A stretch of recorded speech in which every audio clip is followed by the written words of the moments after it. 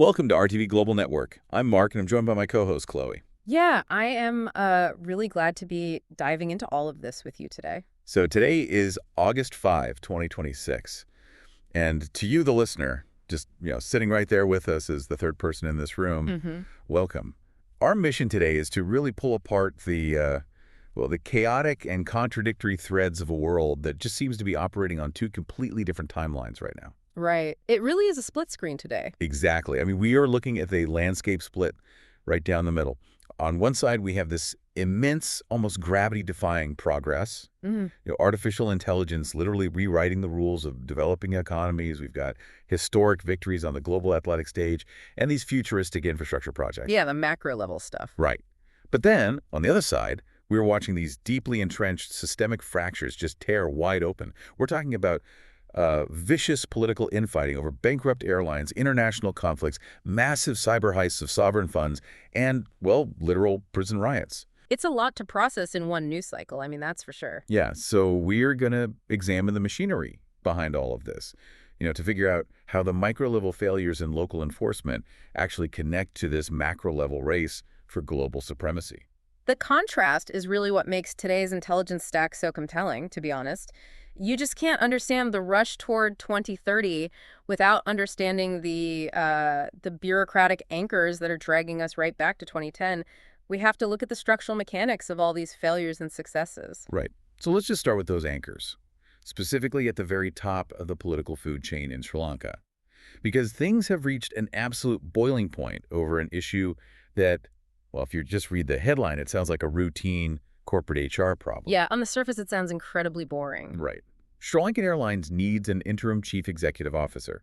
Yet this has triggered a massive administrative crisis, like an actual public clash between the ports and civil aviation minister, Anura Karunathalake, and the deputy minister, Janitha Kotawaku. And, I mean, we have to remember, Sri Lankan Airlines is a state-owned enterprise, an SOE. Exactly. And it is notoriously bankrupt. It is bleeding money. Right. So to me, it sounds like two people violently fighting over the steering wheel of a car that's already out of gas. Yeah. Why on earth is an interim CEO position at a failing airline this heavily contested? Well, because that car, even without gas, still has a massive trunk full of incredibly valuable assets. I mean, to understand this clash, you have to look past the balance sheet of Sri Lankan Airlines and look at the operational mechanisms of a state-owned enterprise. Okay, walk me through that. Right, so an SOE, regardless of its profitability, is basically an engine of patronage. We're talking about an entity that controls massive, multi-million-dollar procurement contracts. I mean, they control the catering, ground handling equipment, fuel contracts, engineering maintenance, all the international leasing agreements. Oh, wow. So you're saying the fight isn't actually about saving the airline at all. It's just about controlling who gets to sign those vendor checks. Yeah, it is entirely about leverage. Mhm. And furthermore, an SOE has immense hiring power. So, in a politically volatile environment, controlling a major SOE allows a political faction to reward loyalists with jobs, board seats, consulting contracts. And the interim part of the title. That's the key. An interim position is a very well-known bureaucratic loophole. If you can force your preferred candidate into an interim role, you completely bypass the stringent, lengthy parliamentary or independent committee vetting that's required for a permanent CEO. Right, because it's quote-unquote temporary. Exactly. And in governance, interim often stretches out for years. So whoever controls that seat dictates the immediate flow of resources during a critical transition period.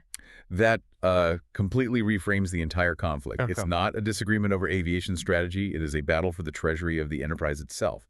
But wait, if cabinet and deputy level ministers are openly at each other's throats over this, doesn't that just completely paralyze the airline? Oh, absolutely. Like, if the leadership is deadlocked in a power struggle, the day-to-day operations, the literal safety and efficiency of the national carrier must be taking a massive hit. It creates total institutional paralysis. Middle management just stops making decisions because they don't know which faction will ultimately hold power.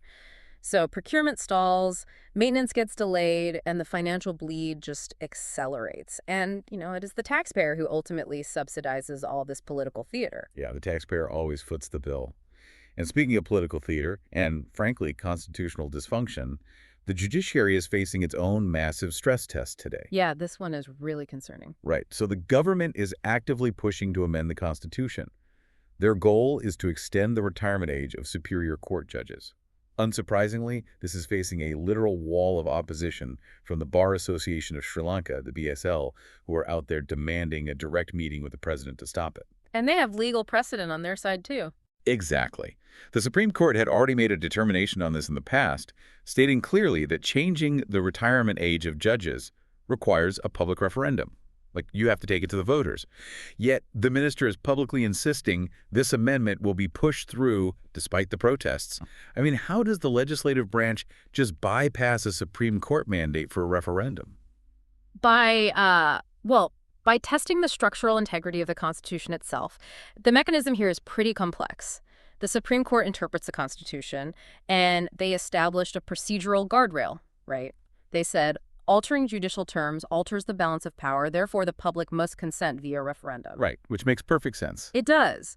But when the executive or legislative branch attempts to bulldoze past that guardrail, they typically rely on a technicality. They might claim a new mandate or introduce the change bundled within a different, supposedly urgent legislative package. Or they argue that some sort of immediate crisis just supersedes previous rulings. But wait, doesn't that inherently destroy the rule of law? I mean, if the government can just ignore the Supreme Court's procedural requirements when it's inconvenient, what is stopping them from ignoring literally any other constitutional limit? Well, that is the exact fear driving the BSL's opposition today. It is a crisis of legitimacy. The judiciary is supposed to be the independent check on executive overreach, right? If the executive branch can unilaterally manipulate how long those judges serve, they can theoretically pack the courts or retain favorable judges, completely compromising that independence. Yeah, and the public sees all of this happening. Exactly. When the public watches the rules being bent at the highest level of the justice system, the entire concept of legal authority just begins to erode. It just sets a precedent that the rules are merely suggestions for those in power. And while they are locked in this high-level constitutional standoff, there is a distinctly modern, highly sophisticated crisis unfolding in Parliament today, too. The cyber heist. Yes. They are currently debating a report from the Committee on Public Finance, the COPF. The subject is a cyber heist. $2.5 million was just stolen. And this wasn't commercial money. These were sovereign funds specifically intended for the repayment of a loan obtained from Australia. It's wild to think about. I really need you to break this down for me, because we aren't talking about a guy in a ski mask holding up a bank vault. How does a digital theft of international sovereign debt actually happen? Right, so it requires an exploitation of the international financial messaging system, most likely the SWIFT network, or a catastrophic compromise of the central bank's own internal credentials. I mean, sovereign lunar payments are not simple wire transfers like you or I would make. I would hope not. Yeah, they require multi-factor institutional authorization, specific routing codes, and clearances from both the sending and receiving central banks. So to steal $2.5 million in this specific context means the hackers didn't just guess a password. They successfully impersonated state financial authorities. So they essentially spoofed the digital identity of the Sri Lankan government to redirect the funds into shadow accounts before the Australian institutions even realized what was happening. Precisely. They manipulate the routing instructions mid-transfer. And what makes the COPF debate so vital today is the question of jurisdiction and capability. You see, the Committee on Public Finance is composed of parliamentarians, not cybersecurity forensic experts. Their job is to track taxpayer money. Right. But when state funds vanish into the digital ether, the COPF has to figure out not just where the money went, but why the state's digital infrastructure was so vulnerable in the first place. But do they even have the technical teeth to do that? I mean, can a parliamentary committee subpoena international server logs or track decentralized crypto ledgers if the funds were laundered that way? It just feels like asking a neighborhood watch to investigate an international espionage ring. That is exactly the glaring vulnerability. Traditional legislative oversight committees are just completely ill-equipped to audit digital architecture. The debate in Parliament is likely exposing the terrifying reality that the state apparatus simply lacks the internal cybersecurity protocols necessary to protect its own treasury in the modern era. Which is a terrifying thought for any citizen whose tax dollars are currently sitting in those vulnerable digital vaults. And, the political maneuvering surrounding all these crises is just relentless. Today, we have Harsha de Silva publicly rejecting a government crossover. Yeah, he was very vocal about that. Right, but he didn't just say no. He made a very specific point to claim that the government is actively searching for people like him to fix their economic mess. Well, it is a highly calculated piece of political signaling.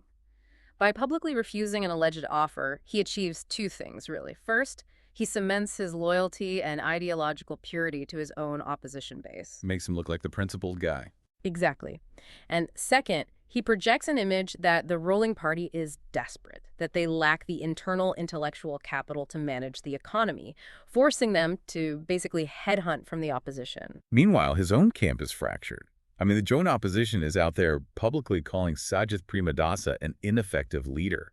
Why would the opposition spend its energy cannibalizing its own leadership when the government is dealing with cyber heists and airline bankruptcies? Because, honestly, political survival often takes precedence over national strategy.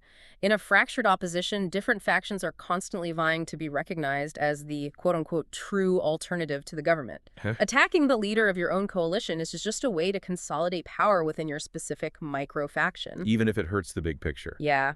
The tragic irony, of course, is that while they fight over who gets to lead the opposition, they grant the ruling party a massive reprieve from accountability. They are essentially doing the government's job for them.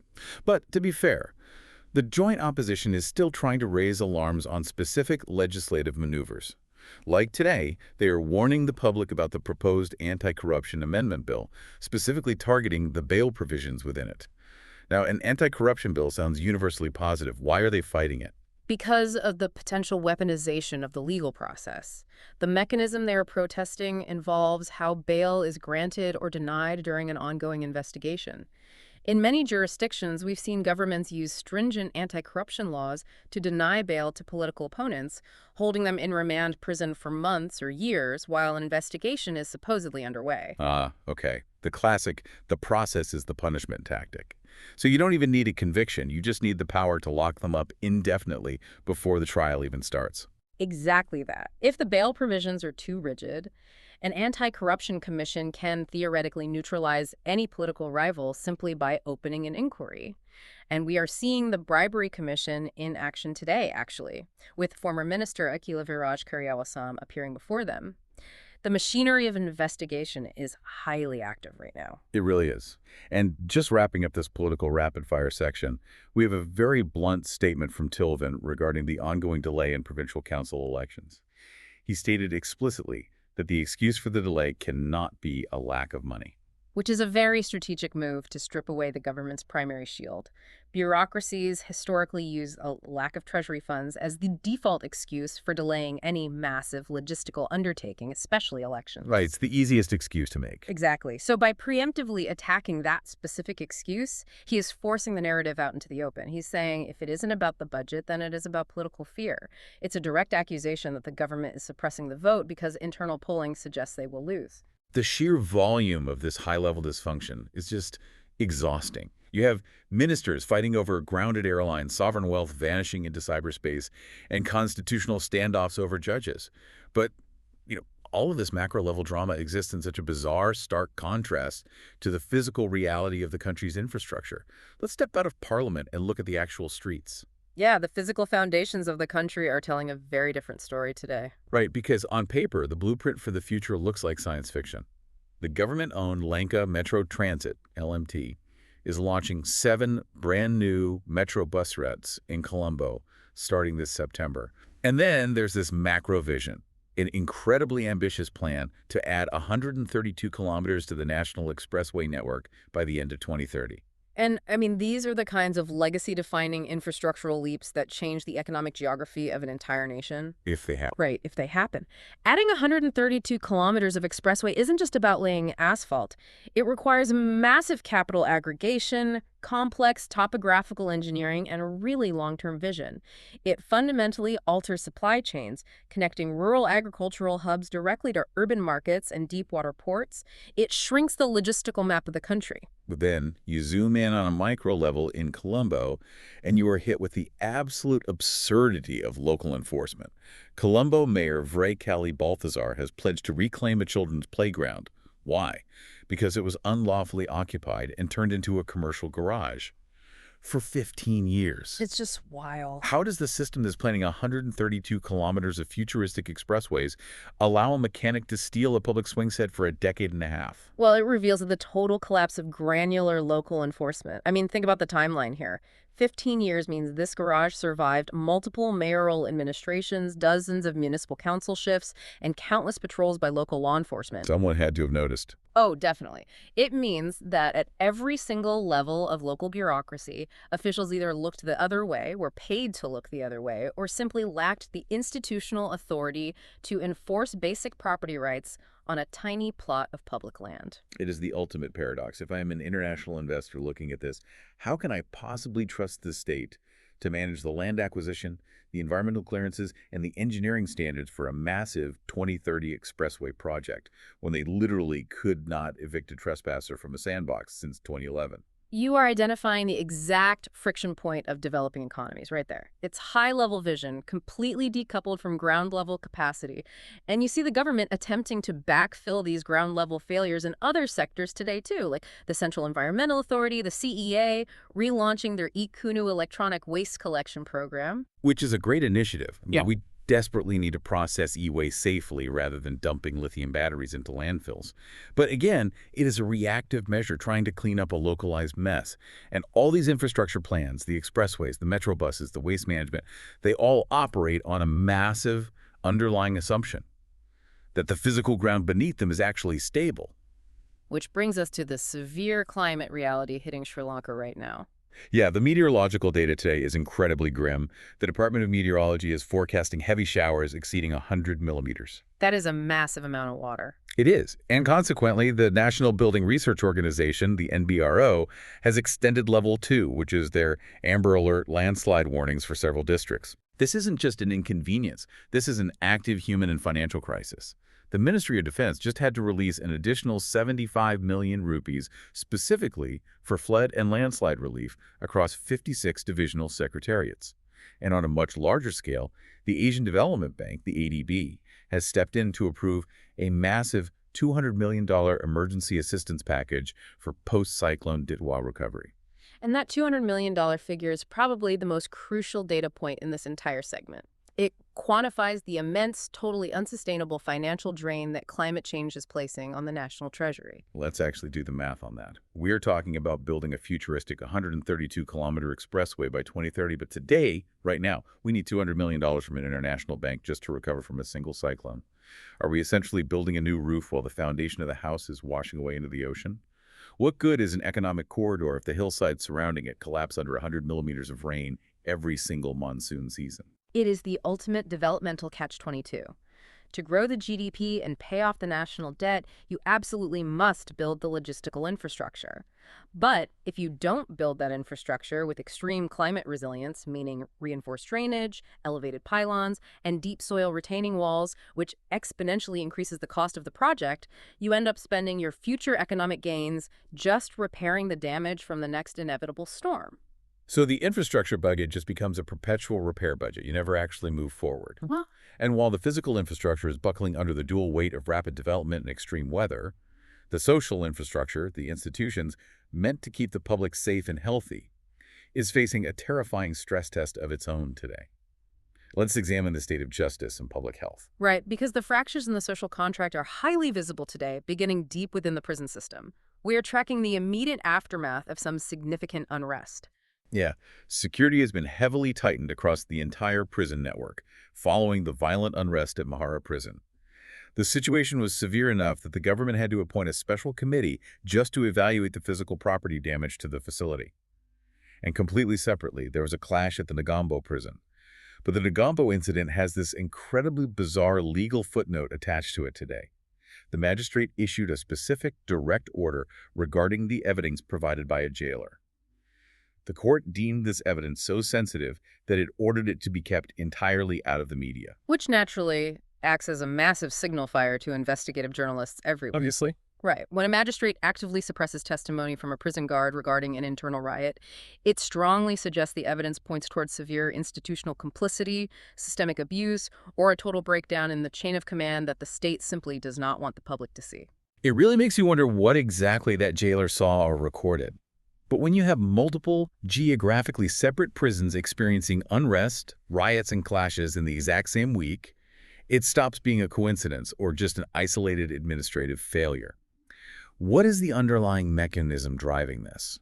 Well, prison populations are really the ultimate pressure cooker for broader societal decay. Yeah. Think about the inputs here. You have severe economic desperation driving up petty crime, massive inflation, and a notoriously backlogged judicial system where citizens are held on remand for years without ever actually seeing a trial. Just waiting in limbo. Exactly. So you cram thousands of desperate, legally unresolved individuals into facilities built for half that capacity under extreme heat with limited resources. A prison riot under those conditions is rarely just a protest about food quality. It is the physical explosion of systemic societal failure that has been compressed into a concrete box. And that explosion isn't contained behind the prison walls either. The street-level crime reported today feels incredibly chaotic. At the Caduela main bus stand, a luxury bus was completely destroyed in a suspected arson attack early this morning. And then in Ratmalana, there was a literal grenade attack. 2 hand grenades were thrown at a rubber stamp manufacturing facility on Nanendra Road. Only one exploded, and thankfully no one was injured. But throwing military-grade explosives at a stationary business is a massive escalation. It is highly calculated violence. You do not throw grenades at a rubber stamp factory randomly, No. The mechanism here is almost certainly tied to organized extortion rackets, protection money, or a deep illicit commercial vendetta. It's cartel behavior. Right. It shows that military ordnance is accessible on the black market and that criminal elements feel emboldened enough to use it in urban areas. But amidst this landscape of systemic failure, riots, and grenades, there's one story today that completely reframes the narrative of public safety. It happened in Dehiwala. A shooting attempt was foiled. But it wasn't foiled by a rapid response police unit or a SWAT team. It was stopped by a local bakery owner. A citizen literally engaged a gunman, wrestled the weapon away, and seized it, preventing a murder. It is an act of staggering personal courage. I mean, the psychological override required for an untrained civilian to rush a loaded firearm is just immense. It is heroic, absolutely. But it is also deeply indicting of the system. You have massive government ministries failing to regulate basic safety, prisons catching on fire, and grenades being tossed in the streets. And the only thing that stops a bullet in Dehiwala is a guy who sells bread deciding to risk his life because the system is entirely absent. We cannot rely on the sheer luck of having a heroic baker on every street corner. You are entirely correct. Relying on the extraordinary courage of a bystander is the very definition of a failed public safety strategy. And that vulnerability extends far beyond physical violence, too. It bleeds into systemic exploitation. Right. Because today, we also saw the conclusion of a horrific domestic tragedy. A woman was sentenced to 14 years of rigorous imprisonment for mariticide, the killing of her husband. And on the transnational fraud side, the CID's Human Trafficking and Maritime Crime Division is actively probing an Ethiopia link in a massive Canada job scam. And this is how economic desperation gets weaponized by global syndicates. The mechanism of these scams is really complex. They prey on individuals who are desperate for social mobility, promising lucrative employment in places like Canada. They extract these exorbitant processing fees up front, and then they route these victims through secondary countries like Ethiopia, where local laws are much more porous. And once they're there, Once the victims land in the transit country, their passports are confiscated and they are forced into indentured servitude or human trafficking networks, completely severed from their home country's diplomatic protection. it is a predatory machine built on the hope of a better life. But perhaps the most terrifying breakdown of social infrastructure today isn't happening in transit countries or alleyways, it's happening in local pharmacies. This statistic is chilling. The Medical Supplies Division of the Health Ministry reported today that so far in 2026, 39 different drugs have failed quality tests. This is where systemic failure physically breaches the walls of the human body. I mean, public health operates on an invisible foundation of absolute trust. When you go to a hospital and a doctor hands you a blister pack of pills, you consume it based on the assumption that a rigorous, scientifically sound regulatory body has verified its chemical composition. Exactly. The average citizen doesn't have a mass spectrometer in their kitchen to verify if their heart medication is actually medicine or just compressed chalk and heavy metals. If 39 different drugs are failing quality tests, the regulatory dam hasn't just sprung a leak, it has collapsed entirely.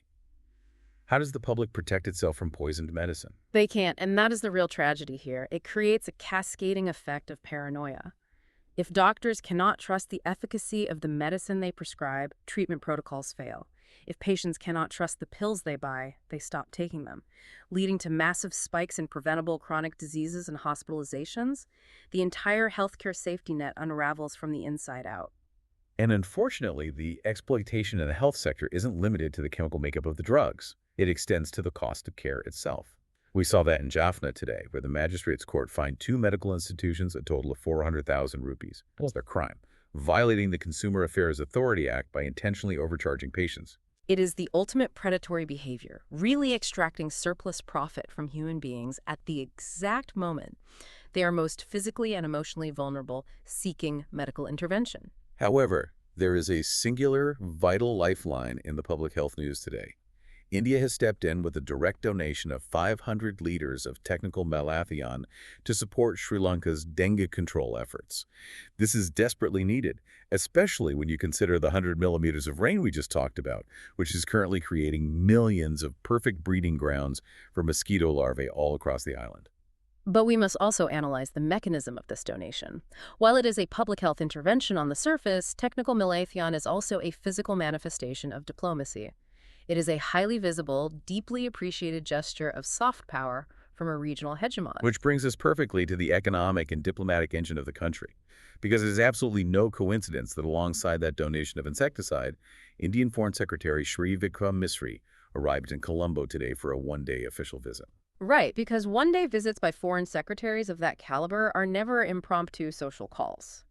They are highly choreographed, strategic deployments.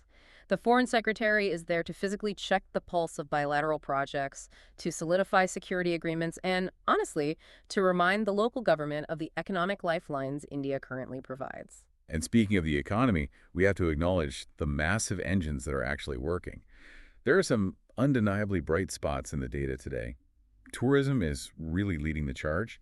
Sri Lanka has officially welcomed over 1.3 million international tourists so far in 2026. That figure is transformative. Tourism isn't just about hotel occupancy rates. It is a rapid injection of vital foreign exchange that cascades down the entire socioeconomic pyramid. The mechanism of tourism capital is incredibly efficient. A tourist dollar goes to the luxury resort, yes, but it also goes directly into the hands of the independent tuk-tuk driver, the local restaurateur, and the artisan. It is a massive decentralized stimulus package.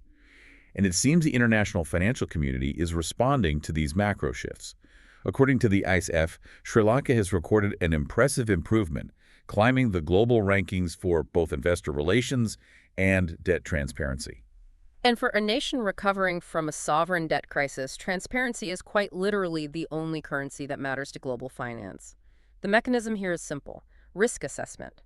If international lenders, bondholders, and institutional investors believe they have a clear, unmanipulated view of the state's ledger, the perceived risk drops. Makes sense. Yeah, and when risk drops, the cost of borrowing drops, and foreign direct investment increases. Climbing that ranking is a vital step toward long-term solvency.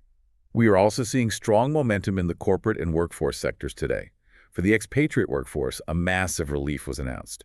Sri Lankans working in India can now seamlessly continue their Sri Lanka EPF or Employee Provident Fund contributions. That cross-border financial continuity is essential. It prevents the penalization of regional labor mobility and ensures that workers don't sacrifice their long-term retirement security just because they crossed a border for better wages. On the corporate side, ACL is making a major aggressive move, acquiring Singar specifically to expand their operational footprint into Bangladesh. Pan Asia Bank has appointed a new chairman and deputy chairperson, signaling a strategic shift in their leadership structure. The Free Trade Zone Manufacturers Association, the FTZMA, is actively lobbying the government with a no-wrong-door policy pitch to streamline and boost Forex earnings. And individual corporate recognition, Budi Wickramanayake, the CEO of NBC Networks, secured Executive of the Year at the Capital Maharaja Group Convention. The private sector is clearly attempting to drag the economy forward. But yeah, there is an incredibly expensive but in the data today. A 350.7 million rupee but, to be exact. A new audit just exposed that the government spent over 350 million rupees on a bill for a rebranded SOE unit, a state-owned enterprise unit that has demonstrated, according to the audit, limited progress. I need to understand this. Spending 350 million rupees on a logo, some letterheads, and PR campaign with nothing operational to show for it. That is a blockbuster movie budget entirely vaporized. How does the bureaucratic machine justify this level of waste? Where does that money actually go? It goes into the consulting industrial complex. The mechanism of rebranding an SOE is often a legalized method of capital extraction.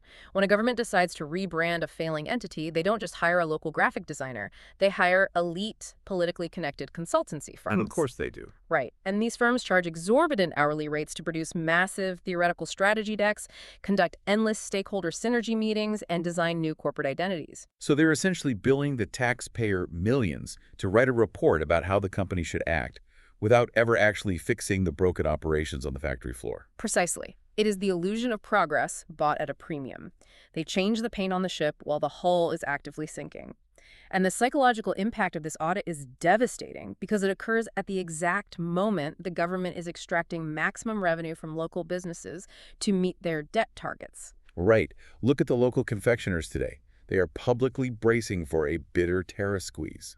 You have the macroeconomic planners hitting their global transparency targets by aggressively taxing the microeconomy. This is the brutal friction of recovery. The government imposes heavy tariffs on imported raw materials to prevent currency outflows and boost tax revenue. But the local confectioner relies on those imported materials, specialty sugars, cocoa, packaging to make their product. When the tariff hits, their production costs skyrocket. And they can't absorb that. Exactly. They either pass that cost to a consumer who is already suffering from inflation, or they absorb the loss and go bankrupt. They are suffocating under the weight of the macro policy. It is a delicate, often cruel balancing act. And you want to know the ultimate physical symbol of that weight, the metric that shows exactly where the average citizen stands in the global hierarchy. The Sri Lankan passport is currently ranked 94th in the world. Passport mobility is the most stark, undeniable indicator of global inequality. The mechanism of a 94th ranking means structural isolation. Think about the irony here. Yeah. We're celebrating 1.3 million tourists walking through the airport doors with open arms, getting visas on arrival, while the citizens of the host country face a fortress of bureaucratic hostility just to leave. A 94th rank means endless visa interviews, massive application fees, demands for bank statements, and arbitrary rejections just to travel for a basic education, business conference, or leisure. It effectively traps the intellectual and labor capital of the country behind an invisible global wall. It completely restricts the ability of the workforce to interface with the global economy on equal footing. It's a bitter reality.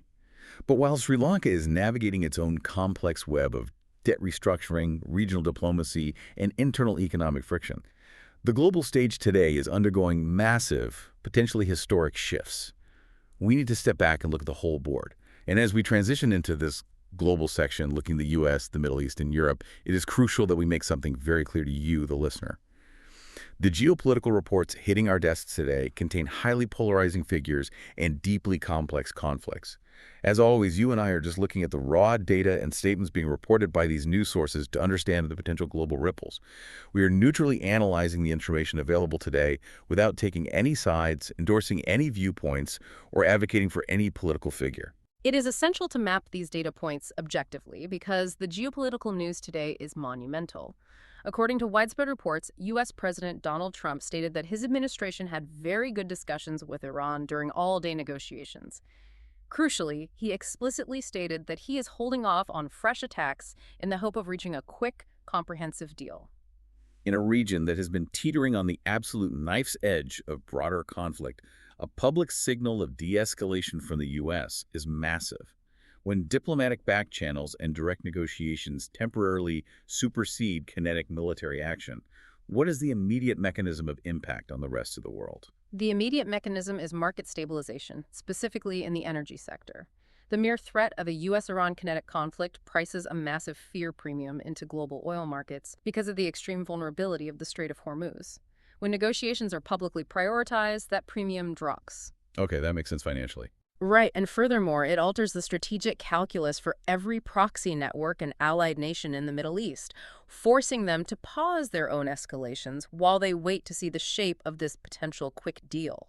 And the ripples of this American diplomatic push are seemingly extending directly into the most entrenched conflict of all. Reports today indicate that Hamas has agreed to a plan proposed by Trump to disarm in Gaza as part of a broader agreement reached by the Board of Peace. Now, we're reporting this as it hits the wire today, but we have to pause here. Disarmament.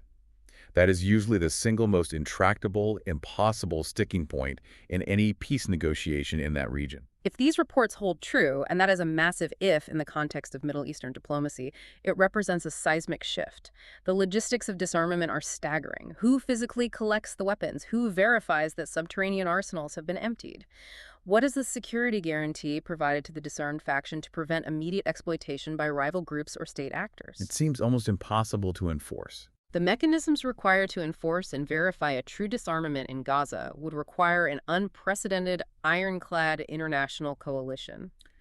It would require a level of on-the-ground trust that hasn't existed in decades. It is a staggering development to monitor. But while there is talk of negotiations and peace in the Middle East, the reality in Europe today is horrific. Russia has launched a massive attack on Ukraine, specifically targeting the capital, Kyiv, with a barrage of ballistic missiles and drones.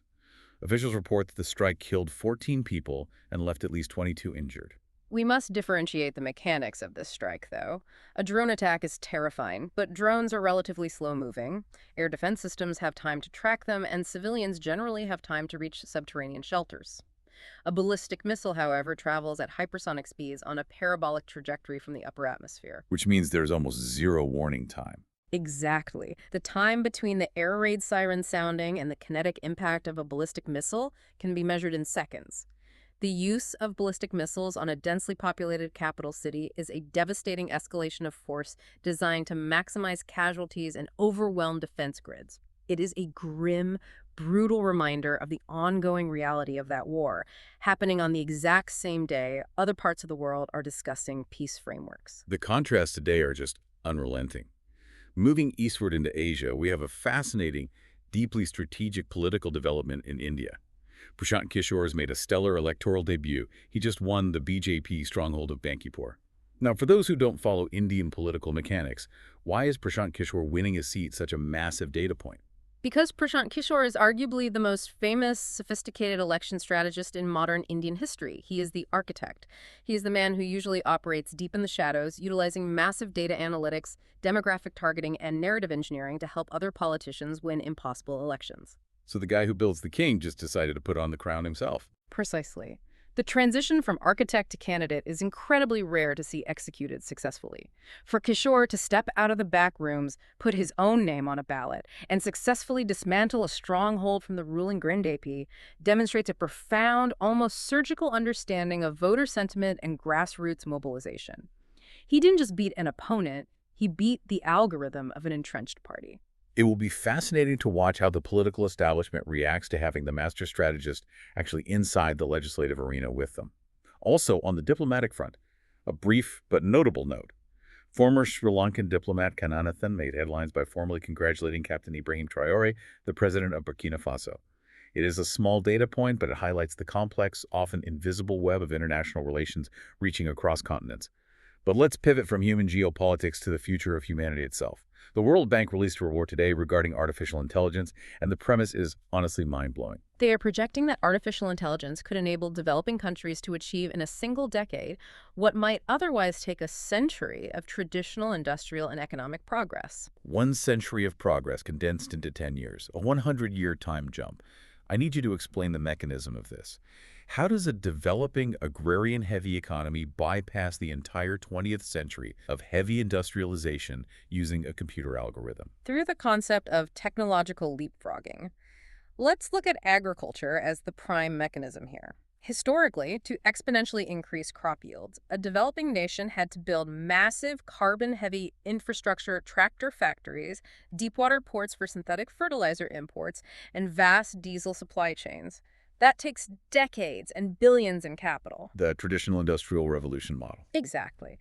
But with AI, they bypass the heavy industry entirely. Instead, they deploy AI-driven drone swarms over existing smallhold farms. The AI analyzes soil moisture, weather patterns, and pest migrations at a microscopic level, directing hyper-targeted minimal resources exactly where needed.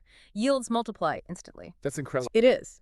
And in healthcare, instead of taking 50 years to build a network of massive diagnostic hospitals and train tens of thousands of specialists, you deploy AI diagnostic software to rural smartphones, allowing a basic health worker to diagnose complex diseases with the accuracy of an elite specialist. AI decouples progress from physical infrastructure. It is the ultimate shortcut, but the World Bank added a massive, terrifying caveat to this report. Provided governments ensure, and then they list structural requirements. What is the risk here? Because to me, it sounds like if a developing country misses this 10-year AI adoption window, they aren't just a little bit behind. They are practically left in a different geological era compared to the developed world. The risk is a permanent, insurmountable digital divide. It is a binary outcome. If a government successfully builds the digital infrastructure, provides cheap broadband, and trains its workforce to interface with AI, they experience exponential, century-skipping growth. And if they don't? But if they fail, if they are bogged down by the kind of political infighting, corruption, and 15-year playground disputes we discussed earlier, the gap between them and the AI-empowered nations will become permanent.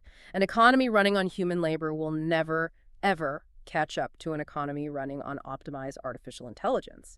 It is a terrifying and exhilarating precipice. And speaking of precipices, look up at the sky tonight, because something incredibly bizarre is happening in space. A SpaceX rocket stage is expected to physically slam into the moon early Wednesday morning. Astronomers have been tracking its trajectory for weeks. It is a rare astronomical event, but it is also a completely man-made accidental one. We're talking about a massive piece of space debris, a booster from a past launch that got caught in a chaotic gravitational orbit and is now on an unalterable collision course with the lunar surface. We were just talking about the Ikunu electronic waste collection project in Colombo, trying to responsibly recycle old cell phones and laptops.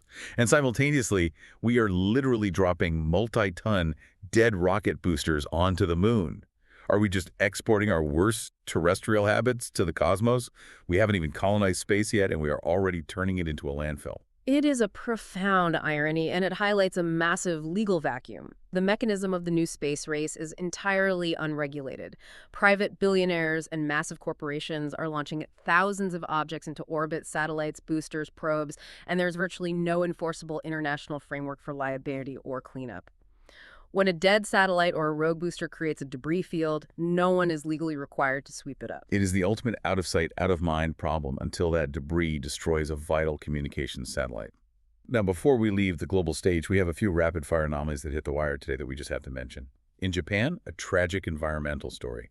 A zoo in Tokyo reported that 3 lions have died, and veterinarians suspect the cause was extreme heat exposure. Which ties directly back into the climate reality we discussed with the 100 millimeters of rain in Sri Lanka. Environmental extremes are becoming rapidly lethal. When apex predators are dying from ambient temperature in controlled, monitored environments like zoos, it is a stark indicator of the thermal stress the natural world is currently under. On a completely different historical note, a research team has finally found the wreckage of a Pan Am plane, 74 years after a tragic crash. It is amazing how advances in deep-sea or remote terrestrial scanning technology are allowing us to finally close the book on these mid-20th century aviation mysteries. And for the pop culture memorabilia fans out there, the original Game of Thrones dragon eggs are heading to auction, with bidding already fiercely underway. A fascinating intersection of television history, craftsmanship, and high-end asset collecting. And finally, bringing it back to a very real, very dangerous reality, Sri Lanka Customs issued a stark warning today. They have flagged a Thailand link in a rapidly growing narcotics threat. They are warning citizens that what might seem like a simple, cheap holiday abroad could result in inadvertently becoming a mule for a drug network, facing severe trafficking charges upon return. The mechanism of transnational cartels is constantly evolving. As border security hardens against traditional smuggling routes, cartels shift to exploiting unsuspecting tourists, planting narcotics in luggage, or using deceptive employment offers to trick individuals into carrying packages across international lines. It requires extreme vigilance from the traveling public. It really is a wild, unpredictable world out there today. From the chaos of global geopolitics and rogue space debris, we are going to move to a theater where the rules are, theoretically, clearly defined by boundary lines and referees, but the drama is just as intense. Let's dive into the sports world. And we must start with a truly inspiring story of national pride, one that perfectly illustrates the mechanics of social mobility through athletic excellence. Yes.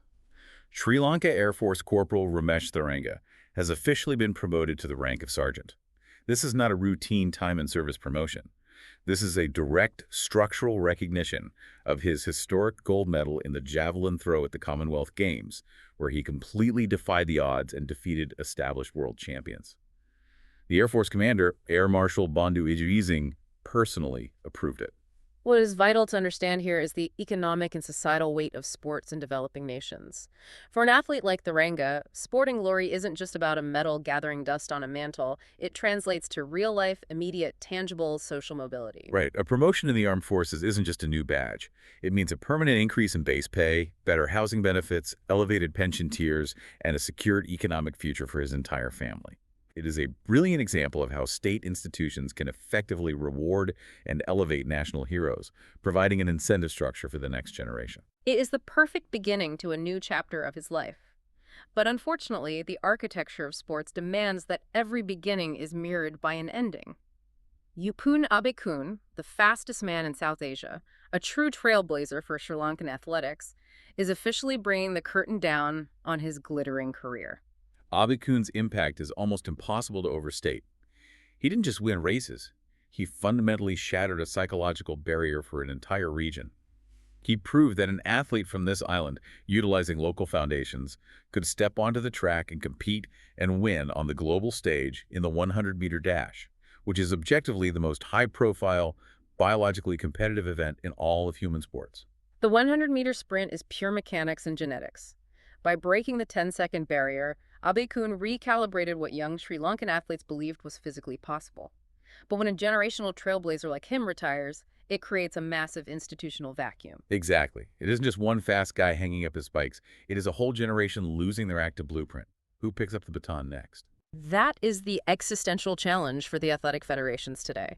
They must transition from relying on a singular prodigy to building a systematic pipeline.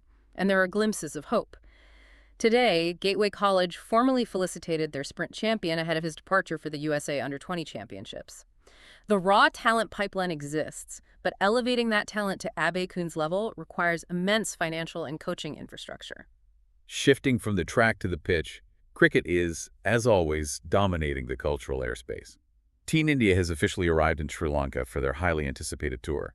But the biggest statement on the field today actually came from the Sri Lanka women's team. An absolutely dominant clinical performance. They defeated Pakistan by 6 wickets in their T20 International. It is so fantastic to see the women's team commanding the spotlight and executing under pressure on the big stage.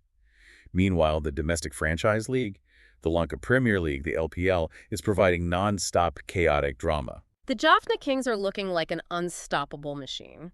They hammered an incredible 221 runs to seal their 3rd straight win and officially advance to the playoffs.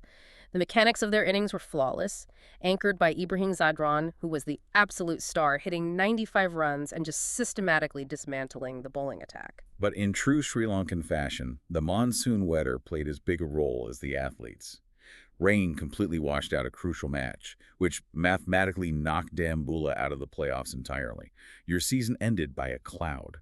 Meanwhile, Kamindu guided the Colombo Cups to a crucial high-pressure, must-win victory to keep their playoff hopes alive. Off the field, the administrative architecture of cricket is highly active as well. The upcoming Dialogue Sri Lanka Cricket Awards 2025 were officially announced, establishing the metric for recognizing top talent. But the far more significant data point is that President Anura Kumara Dissanayake held a direct meeting with the SLC Transformation Committee today. That is a massive signal. It shows that the highest level of executive government is deeply personally invested in how the cricket board is managed, audited, and restructured. Cricket isn't just a game here. It is a massive corporate and cultural entity. And one quick, fascinating note from the International Cricket Wire. Ben Stokes has publicly stated he wants to coach England. Imagine the hyper-aggressive, risk-taking bavball mentality he brought as a captain being codified and implemented from the head coach's seat. It would fundamentally redefine the tactical orthodoxy of English cricket. But if we are discussing aggressive tactics, massive power struggles, and the redefinition of sports, we have to look at the global football news today. It is unprecedented in its hostility. It really is. UEFA, the body which represents European football's 55 member associations, has formally voted to boycott future World Cups if FIFA's controversial new calendar and tournament expansion plans are approved.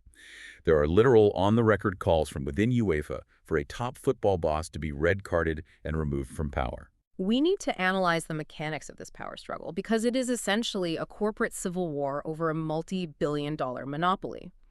UEFA and FIFA are on a collision course. FIFA controls the World Cup, the most lucrative single sporting event on the planet.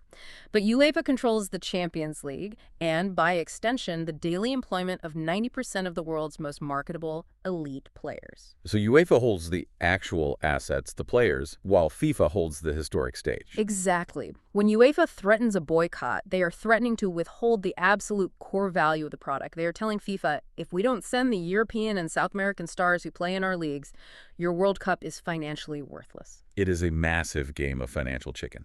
What happens to the world's most popular sport when its governing bodies go to war? If UEFA actually executes this boycott, a World Cup without France, Spain, England, Germany, is it even a World Cup? Or is it just an exhibition tournament? It is a battle over the physical limits of the athletes and the distribution of broadcast billions. FIFA wants more tournaments to generate more revenue. UEFA argues the players are physically breaking down from the schedule, and they want to protect the primacy of their own European leagues. It will be a fascinating, ugly, litigious political battle over the next few years. On a more positive, localized administrative note for football, Football Federation of Sri Lanka President Jaswar Umar was unanimously elected as the Vice President of the South Asian Football Federation, SAFF. A solid diplomatic win for Sri Lankan sports administration in the region. And to wrap up the sports desk, Formula One fans received some highly anticipated scheduling news. Malaysia's Sepang circuit has been confirmed to host the rescheduled F1 Bahrain Grand Prix. A strategic logistical shift, but one that returns the grid to a classic, highly demanding, high-humidity track that drivers and aerodynamic engineers have always respected. What a profound, exhausting, and fascinating landscape we have traversed today. From the opening bell to this moment, we've unpacked an incredible breadth of human ambition, failure, and mechanics. We began by dissecting the machinery of a government embroiled in high-level constitutional standoffs over judicial retirement ages and the vicious, patronage-driven infighting over a bankrupt airline. We exposed the systemic vulnerabilities of digital sovereign wealth, the terror of failing medical drugs, and the pressure cooker of prison riots. But we also witnessed the incredible raw bravery of a Dehewala bakery owner stepping in to disarm a gunman when the system failed. We saw Ramesh Tharanga mathematically rewarded for achieving athletic greatness on the global stage. We looked at the World Bank telling us that AI could leapfrog a century of industrial development in just 10 years, while simultaneously discovering we are recklessly dropping multi-ton rocket boosters onto the surface of the moon. The extreme contrast is the defining architectural feature of today's intelligence stack. We are a global society capable of negotiating complex Middle Eastern peace treaties, deploying AI, and engineering massive expressways. Yet we still fundamentally struggle to keep our basic prisons secure or to reclaim a children's playground from an illegal garage for 15 long years. And that profound contrast brings me to our final thought for you, our listener, to mull over as you go about your week. Today we talked about a local municipal government taking 15 years to solve a simple property dispute over a single playground.